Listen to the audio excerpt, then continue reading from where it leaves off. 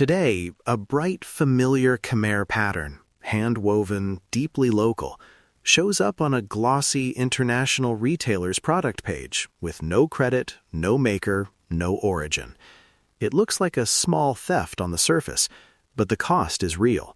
Livelihoods lost, heritage erased. I'm Norn, and this is NSP Plus TV. In this episode, we trace one design from a village loom to a mass-produced shelf. We'll show you the trail Nisa reconstructed, share what an artisan told us in her own words, and give you a practical toolkit so you can document provenance and press companies to do the right thing. Our research shows a distinct geometric motif, 3 stepped diamonds and a repeating floral border, appearing first on small seller listings, then in wholesale thumbnails, and finally on a brand's product page where the pattern is named only as an anonymous ethnic print. Here's how we followed it. Step 1. The original photo. We found a November listing from a regional marketplace where a weaver sold hand-woven shawls.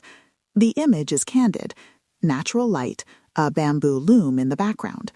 The pattern matches, stitch for stitch, to images later used by a factory's export catalog. And here's the human moment. We played a short, consented recording from a weaver who recognized the design. She speaks quietly, then with frustration, saying her family used to sell these shawls locally, and suddenly strangers are buying copies for pennies and claiming nothing about origin. The data reveals the next step. The same motif appears in a wholesale thumbnail on a supplier directory, low-res, cropped, listed with a factory address in a different country. Then we find the product in an archived export photo, showing bundled boxes with a generic SKU. Finally, an e-commerce site lists a boho scarf using the same image, stripped of origin metadata.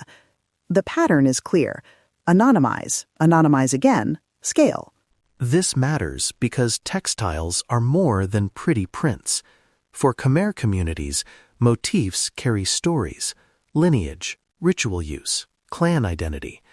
When those signals are stripped and sold as ethnic without credit, the people who made them lose income and history loses its context.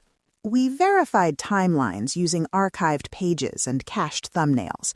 When product pages were removed, the Internet Archive had snapshots.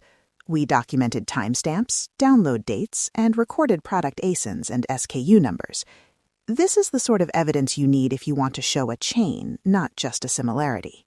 We also interviewed a supply chain investigator who explains why anonymity happens. Intermediaries buy images, factories use them to create variations, and brands receive catalog feeds with little provenance attached. In short, value is captured far from the loom. Here are the practical forensic steps we used. This is your blueprint. First, screenshot everything with visible timestamps and the page URL. Second, download images at maximum resolution and run reverse image searches. Third, archive the page with the Wayback Machine and note the capture URL. Fourth, record product identifiers, SKU, UPC, ASIN, and any supplier names on the listing. We collected these fields and cross-referenced them against supplier directories. Now, the reality check. Supply chains are messy, and not every match is a deliberate theft. Sometimes motifs travel through trade with permission, or artisans sell designs to intermediaries. But when images are repackaged, origin erased, and brands profit without credit or payment, that is appropriation, and it is wrong. During our reconstruction, some listings disappeared within days, deleted or edited. That's why quick capture matters. We used a combination of screenshots, the Internet Archive, and saved HTML pages. When possible, we also purchased a small sample to get shipping metadata and receipts. Those are concrete proof of movement. We spoke with one artisan. She asked to remain unnamed for safety. She described the first time she saw the pattern on a foreign website, a cold shock, like watching someone wear your family's story and not know your name. She told us how orders that once came to her village slowed as cheaper copies saturated nearby markets. The pattern we tracked also revealed a repeating anonymization technique. Images are slightly recolored, cropped, or flipped. That prevents a clean image match in some automated checks. So pair a reverse image search with manual comparison of motif geometry and weave structure. Those small details are often unchanged. Let's talk about where the value goes. Raw materials, loom time, and artisan skill are low margin in this model. Intermediaries and factories capture most profit by scaling production, and brands benefit from the final retail markup. The people who carried the cultural knowledge see little or nothing. On the legal front, cultural IP is complicated. We consulted public legal primers and spoke to experts.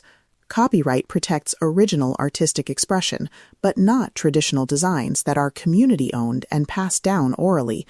Trademarks can protect a brand name, not a motif, unless you register it. There are strategies, geographical indications, community trademarks, documentation packages, but they require resources and legal support. So, what can communities and supporters do now? First, document. Take the metadata steps Nisa described.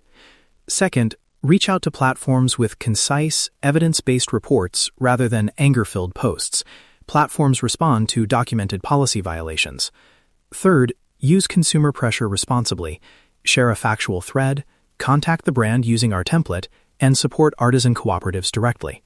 We'll walk through a short demo. Template 1. A calm brand letter that states the evidence, links to archived pages, screenshots with timestamps, product SKUs, and requests attribution or compensation. Template 2. A platform report citing the platform's policy on copyrighted or hateful content and attaching the same archived evidence. Always keep copies and avoid doxing suppliers or individuals who might be vulnerable. We must also be careful. Our research considered risks. Naming small suppliers can expose artisans to retaliation. Supply chain evidence can be incomplete, and brands may threaten legal action.